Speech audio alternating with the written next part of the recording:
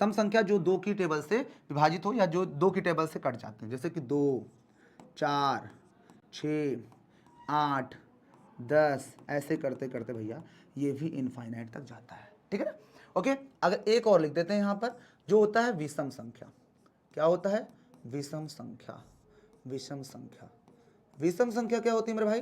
तो विषम संख्या वो होती हैं जो 2 की टेबल में नहीं कटती, जैसा कि 1 हो गया, 3 हो गया, 5 हो गया, 7 हो गया, ऐसे करते करते मेरे भाई ये भी इनफाइनाइट तक जाती हैं। ठीक है, सबको समझ में आ गया ना कि प्राकृत संख्या, पूर्ण संख्या, पूर्णांक, सम संख्या, विषम संख्या, सबको ये चीज समझ में आ गई होगी। सर और भी होती हैं क्या? यस डियर, बिल्कुल और भी होती हैं। उन संख्याओं को भी हम नेक्स्ट पेज पर देखेंगे। ठीक है ना, उनको हम लोग नेक्स्ट पेज पर देखेंगे, लेकिन उसके लिए ना हमें क्या करना पड़ेगा, इस पेज को कॉपी कर लेते हैं और इसी के आगे हम लिखते हैं। वहां 5 हो गए, 5 के आगे देखो, अब 5 के आगे देखते हैं। अब देखिए 5 के आगे क्या होगा मेरे भाई? 5 के आगे भी हमारे पास कुछ संख्याएं होती हैं, उनको भी देखते हैं। 5 के बाद 6 नंबर आता है, 6 नंबर। तो 5 हो गया ना, तो 5 के बाद हमारे पास 5, ठीक है ठीक है, ओके, 6 नंबर। 6 नंबर, 6 नंबर पे हम जानेंगे भाज्य संख्या, दैट इज मोस्ट इंपॉर्टेंट, भाज्य संख्या। भाज्य संख्या जो होती है ये बहुत ज़्यादा इंपॉर्टेंट है। हालांकि भाज्य संख्या को प्राइम बोलते हैं, बट इसको ऐसे ही लिखो। ठीक है ना, इसको ऐसे ही रहने दो। ठीक है ना, तो भाज्य संख्या बेटा जी वो होती हैं जो अपनी टेबल से कटती हैं या तो फिर 1 से कटती हैं, यानी जिसके सिर्फ 2 ही गुणनखंड हो। जैसा 2 की बात करें तो 2 अपनी टेबल से कटता है या तो फिर 1 से कटता है, इसके अलावा किसी नहीं कटता। क्योंकि सर 1 भी तो है, तो 1 अपनी टेबल से कटेगा 1 से, और 1 से कटे तो उसके दोनों फैक्टर 1 ही हुए, इस वजह से उसको नहीं लेते।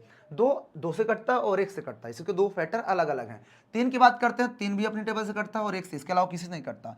4 आपका 4 से कटेगा, 1 से भी कटेगा, लेकिन 2 से भी कट जा रहा है, इसलिए उसको नहीं लेंगे। 5 भी हो जाएगा क्योंकि 5 अपना टेबल से कटता है, इसके अलावा 1 से, इसके अलावा किसी से नहीं। 6 कटेगा तो 2 से भी कट रहा है, वो 3 से भी कट रहा है, 6 से भी कट रहा है, 1 से, तो वो नहीं होगा। इस तरह 2, 3, 5, फिर 7 हो जाएगा। ऐसे करते करते भैया ये भी इनफाइनाइट तक जाता है। ठीक है, ओके, चलो अगला बढ़ते हैं। 5 के बाद आता है 6, 6 के बाद आता है 7। 7 नंबर की बात करते हैं, तो 7 नंबर वो होता है जैसे कि अभाज्य हो गया। सॉरी, यहां पर एक चीज आप लोग को याद रखना है कि यहां पर हमने जो लिखा है ना ऊपर वाला, ये हमारे अभाज्य की हमने बात की। यहां पर बेटा जी हम लोगों ने अभाज्य की बात की है, तो इसको याद रखना, ये अभाज्य संख्याएं होती हैं। अभाज्य संख्या जो होती है उसके सिर्फ 2 फैक्टर होते हैं, यानी कि एक तो वो अपनी टेबल से कटेगी, दूसरी 2 से कटेगी, यानी कि अपनी टेबल से और 1 से कटेगी, इसके अलावा किसी से नहीं कटती। अभाज्य संख्या वो होती है जो अपनी टेबल से कटती है या तो फिर 1 से कटती है और किसी से नहीं। और उसके बाद आता है भाज्य संख्या। भाज्य को जरा ध्यान से देखना, भाज्य को, तो मेरे भाई जो भाज्य संख्या होती है ना, भाज्य भाज्य संख्या, इसके जो फैक्टर होते हैं मेरे भाई, इसको ध्यान से देखना।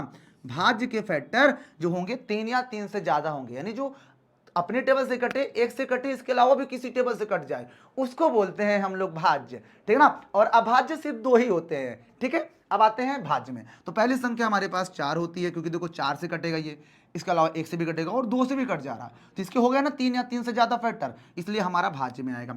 5 नहीं 6 हो जाएगा, 7 नहीं 8 हो जाएगा, और फिर 9 हो जाएगा। ऐसे करते करते करते ये भी इनफाइनाइट तक जाता है। ठीक है ना मेरे प्यारे बच्चों, हर किसी को ये चीज समझ में आ गई ना, क्लियर है ना, हर चीज बता रहा हूं। ठीक है ना, इसके अलावा हमारे पास 2 और होता है, उनको भी देख लेते हैं। इसके अलावा हमारे पास 2 और होते हैं, उनको भी देख लें या ना देखें, जल्दी बताइए। ठीक है, तो मेरे अगर मैं आप लोग से बात करूं तो हमारे पास जो मेन हमारे पास संख्याएं होती है वो इतनी ही होती हैं। अगर मैं आपसे बात कर रहा हूं तो यहां पर परिमेय और अपरिमेय भी होती है, लेकिन उसकी चर्चा हम लोग क्लासेस में करेंगे। मेन मेन वो सारी चीजें बता दी जो बहुत ज्यादा इंपॉर्टेंट थी, जितनी इंपॉर्टेंस थी वो सारी चीजें मैंने बता दी। उसके अलावा परिमेय और अपरिमेय के बारे में हम लोग क्लासेस में डिस्कस कर लेंगे, वो 2 बच रही हैं। ठीक है ना, क्योंकि उसको हम और अच्छे से जानेंगे, वही तो एकदम निचोड़ है इसका।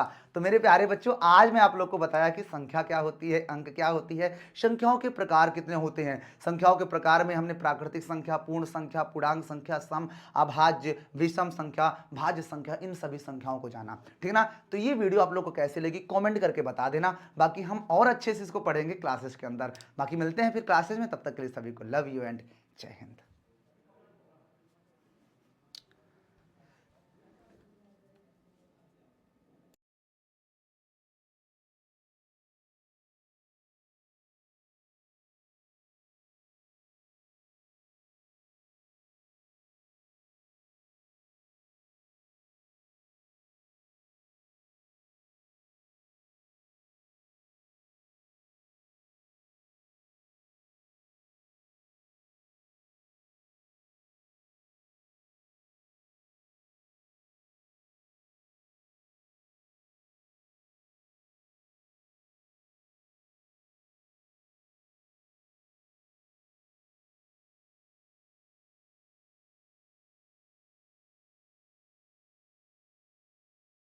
प्यारे बच्चों, नमस्कार। मैं आपका शिक्षक आपका भाई मुकेश सर स्वागत करता हूँ विद्याकुल परिवार में। मेरे जो भी छोटे प्यारे भाई बहन इस वर्ष 9th क्लास में आ रहे हैं, बेटा उन सबके लिए विद्याकुल परिवार लेकर आया